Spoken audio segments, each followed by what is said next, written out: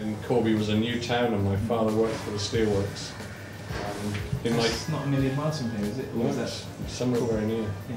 My father moved up there to help establish a church where he was the Sunday school superintendent. And we stayed there till I was in my teens when I went down to Maidstone in Kent. Later on, I moved to Norwich. I was a computer operator when I left school. I used to operate these big computers that would fill a huge room.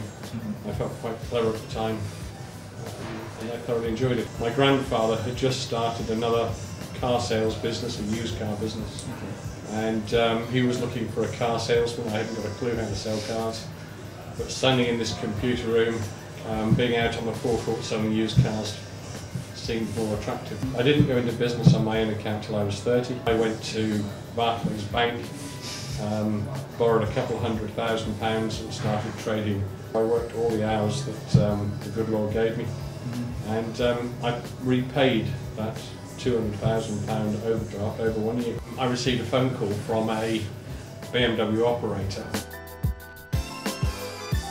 that was unexpected. We'd always been used car traders and he'd always been the new car. So therefore, to receive a phone call from him was quite unexpected. I quite fancied the idea of a BMW dealership. I like to think I have no ego, but I have to admit occasionally I do. Even he had respect for the Christian faith that we shared. And we ended up getting more than one BMW dealership. In fact, we ended up with 5 BMW dealerships.